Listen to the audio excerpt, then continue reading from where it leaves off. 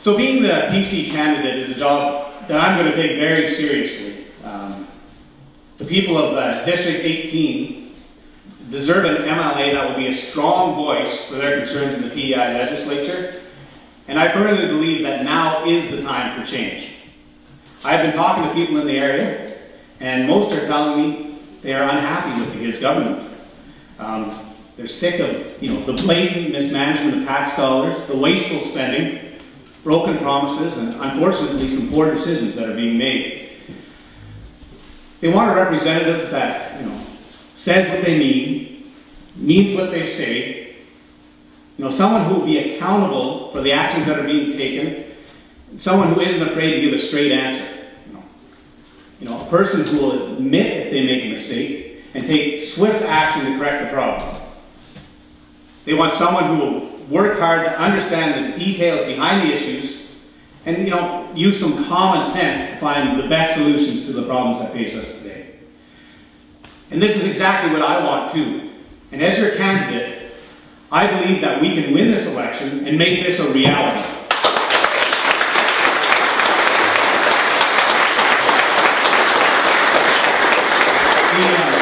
The GIZ government's record, is rife with mismanagement, and all you have to do is go to the PEI party website and look at the Seeing Red section, and you'll know what I mean.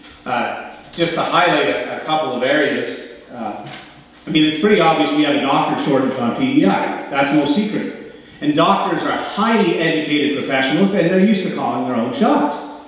So why would Health PEI terminate the contracts of 24 of these doctors and give them an ultimatum to either move to a salary or paper service method of payment by letter, nonetheless?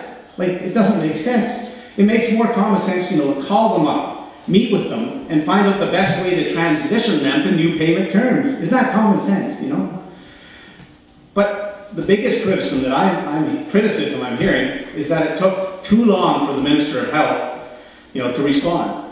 And she wouldn't give a straight answer, and she wouldn't admit that a mistake was made. She basically just shirked the accountability. The people of District 18 need someone who will closely monitor boards like Health PEI and be accountable for the actions that are taken by our government. So that's one example. Another one, as George McDonald mentioned, is over the last 4 years, the GIZ government has overspent by $500 million. And now the province owes close to $2 billion. $2 billion. So to put this another way, the province is paying $120 million of interest every year. And the budget for the Department of Transportation is only $80 million. Yes, that's crazy.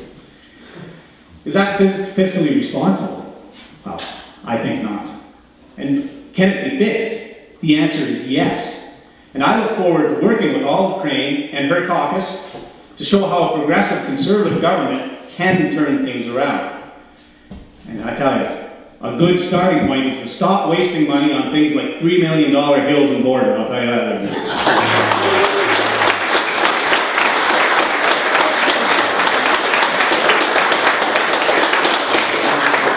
The thing is, it's all fine and dandy for me to stand up here and criticize the current government, right? How badly they mismanaged the province. As they say, hindsight is 20/20, right? But people also, they want someone with some new ideas and solutions to the issues that face us today. Well, I have many ideas, and I really look forward to working with my new caucus colleagues to tackle the issues with a fresh view.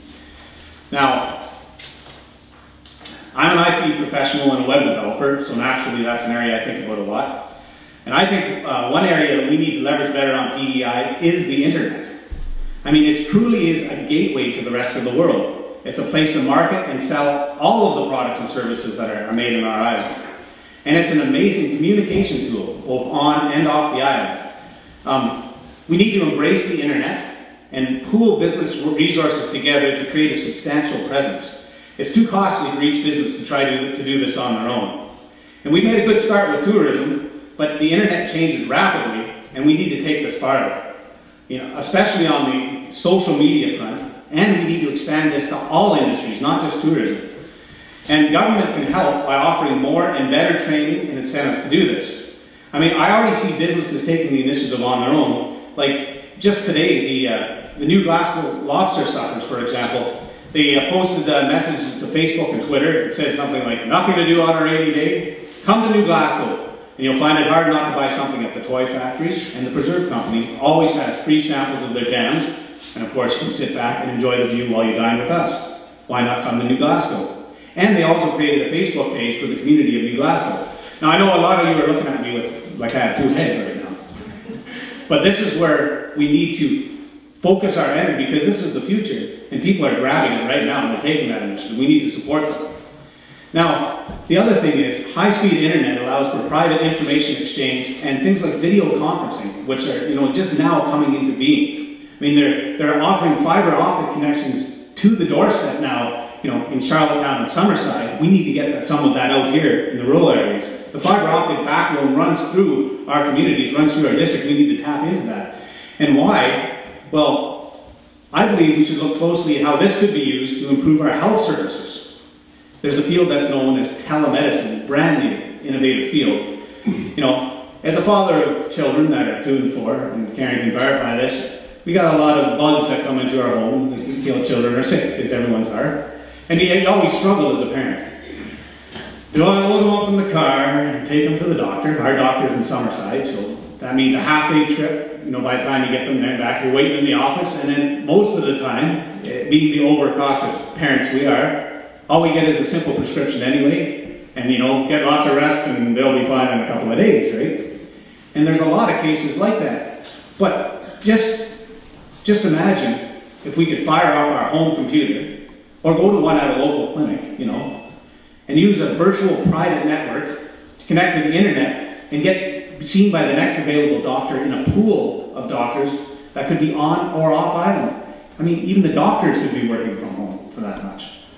And when a doctor was available, they could pull up our file electronically, use high-definition video to do a simple triage and decide whether a face-to-face meeting was needed.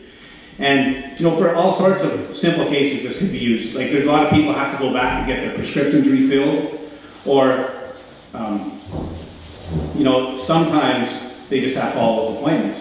So these are the sort of things where you can meet via video conference, and they could decide whether a face-to-face meeting is actually needed, or they could simply communicate directly with the pharmacy, fulfill the prescription, and move on. Now, I'm not saying that the systems exist all the way to implement this yet, but that's another area of opportunity.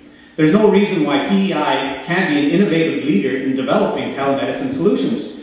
I mean, we already have companies on the island that are leaders in health industry information systems.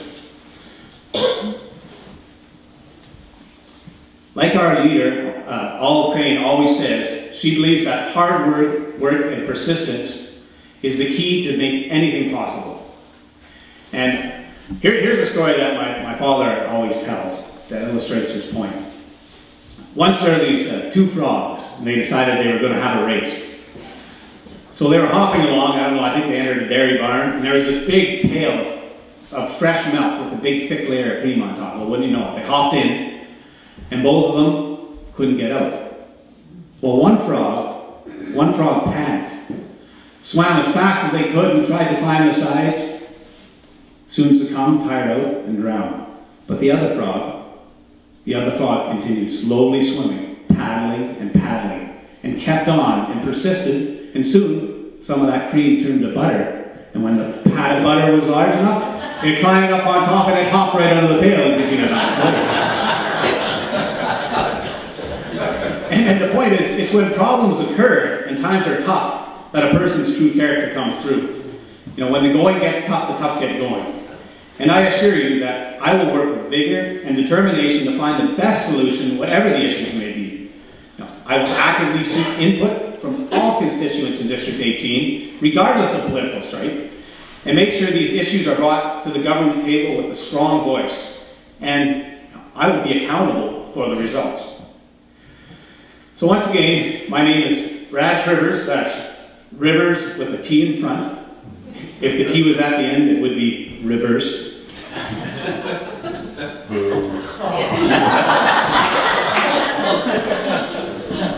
The race is on, so let's go make some butter. Thank you.